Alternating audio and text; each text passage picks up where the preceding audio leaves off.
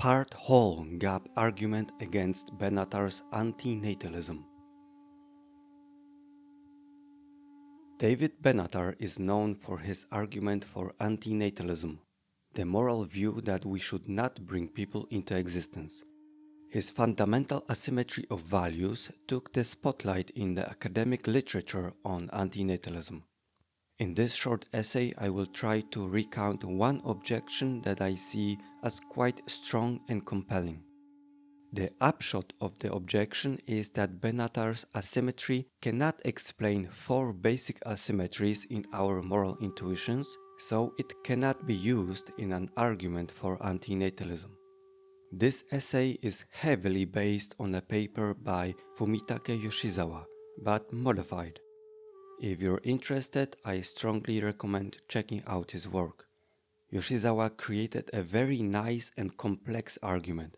I took one interesting idea from it and ran with it. Critique. I made a briefer on Benatar's argument for antinatalism, utilizing the famous asymmetry of values, so I will not be repeating it here. If you'd like to refresh your memory, I've included a link to it below. So, before you continue, make sure you have Benatar's argument clear in mind. The four basic asymmetries. Here I will only draw the main idea behind the four basic asymmetries. Benatar claims we would all agree to some fundamental asymmetries in our moral intuitions. We should regret bringing into existence a miserable child, but we cannot regret not bringing into existence a happy child for his own sake. Moreover, we have a duty to avoid bringing such miserable people into the world, but we have no duties to bring here happy people. What's more important, these four basic asymmetries take into account only bad lives and good lives, not isolated harms or benefits. This will make them difficult to connect to Benatar's asymmetry and its conclusions, as we shall see. The fundamental asymmetry of values. Let's look at Benatar's table illustrating the asymmetry of values. Why should we even believe that this asymmetry makes sense? It's because after Benatar identified the four basic asymmetries in our moral intuitions, he asks, why do we have them? What is the source of those asymmetries? His answer, the fundamental asymmetry of values that you see here. Benatar's asymmetry, as shown in the table, is supposed to explain why we have those four basic asymmetries in intuitions, and this is how his asymmetry gets its legitimacy. If it can explain our established moral intuitions, then it seems to be a pretty good hypothesis. And if so, then what else could be inferred from it? After constructing his table, Benatar proceeds to explain the comparisons he can make from it, along with addressing alternative judgments. Then he concludes that non-existence has advantages against existence, but existence has no advantages against non-existence. And this is the reason why coming into existence is a harm. Critical feature of the asymmetry. The crucial feature of the asymmetry is the comparison between items per row. That is, we compare 1 with 3, the presence of suffering for the existing person to its absence for the never existing. And separately, we compare 2 with 4, the presence of benefit for the existing to its absence for the never existing person. We never compare entire scenarios, that is, entire lives with a mix of benefits and harms. This colored table shows that clearly. Here we compare the squares from a row in one color, and then we compare the squares from the other row in another color. The problem with the fundamental asymmetry of values. We noticed that the table compares only either harms or benefits. We cannot compare the squares across. Would such comparisons even make sense, even if they were possible? Perhaps not. But surely you will agree with me in saying that one comparison that we can't really make, having the table, does make a lot of sense. It is an obvious one. Compare an entire life filled with a mix of benefits, felt deprivations of goods, joyful moments, pain and loss, plans and aspirations for the future, failures, etc., with the lack of this life. Let's take a look at the table we could construct where we compare whole lives, the entire column in one color versus the entire column in another color. How to compare a life with benefit A and benefit B and harm C to a scenario where there is neither of these benefits nor is there that harm. Benatar's asymmetry applies only to disjointed fragments of life, but never to life as a whole. That is a major difference from the basic asymmetries. In this table, it is definitely not clear whether the existence of person X is better than the non-existence of this person.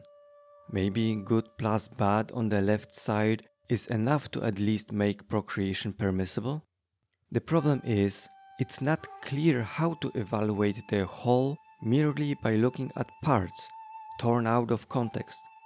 Benatar compares presence of harm and absence of harm, but he does not and cannot compare the existence of a person with non-existence of that person. This is beyond the capabilities of his asymmetry.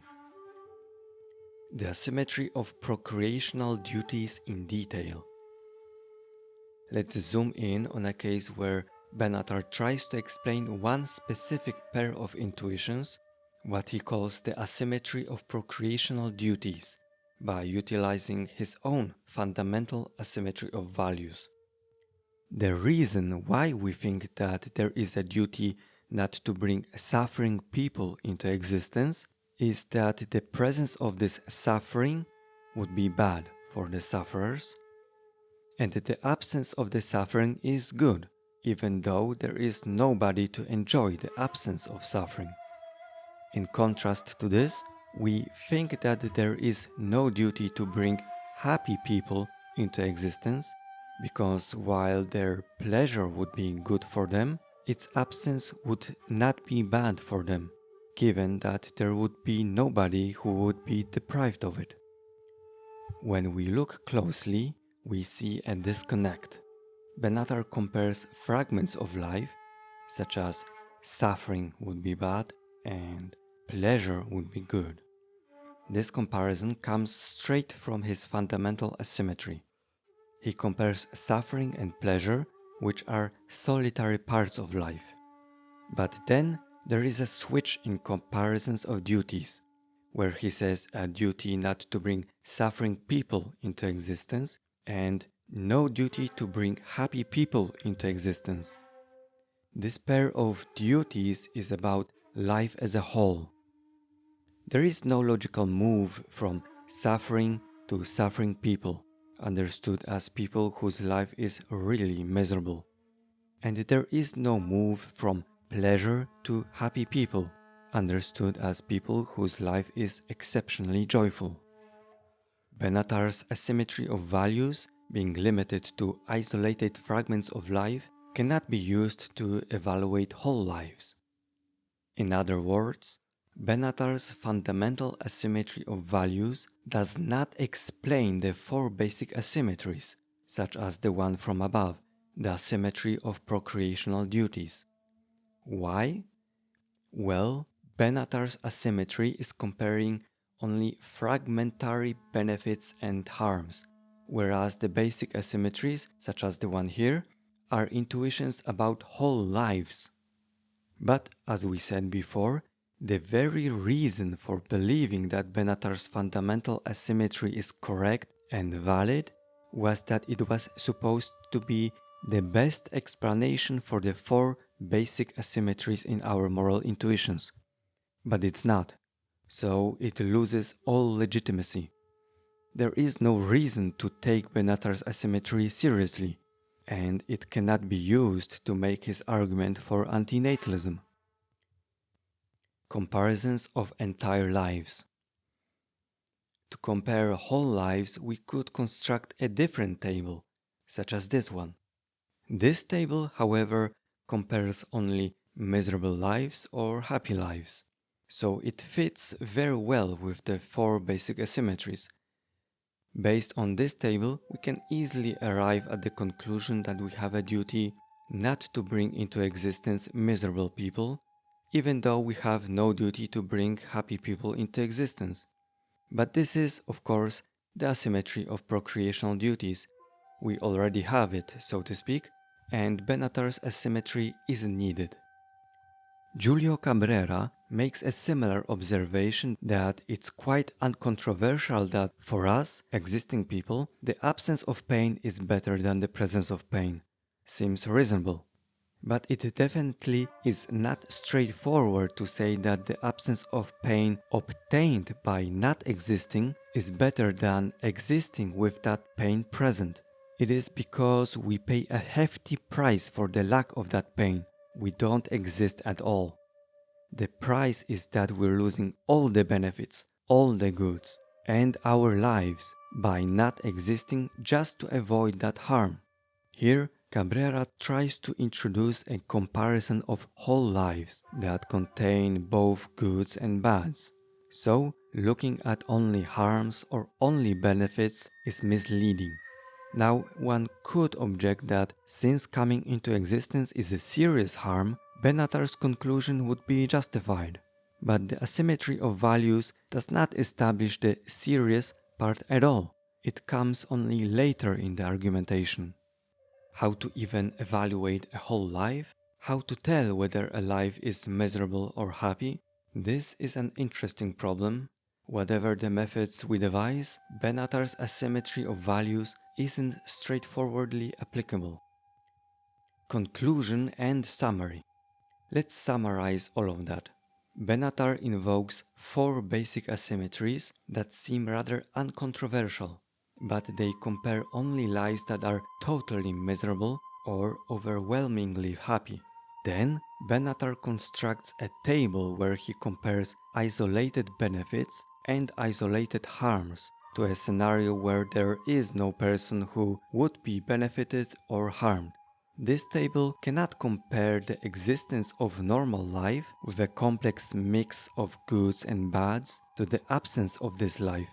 Even if we agree with the premises, that is, with all the comparisons in his asymmetry of values, we are not justified in believing in Benatar's conclusion that non-existence has advantages over existence, while existence has no advantages over non-existence. Benatar's asymmetry was supposed to be the best explanation for the set of four pairs of intuitions we hold.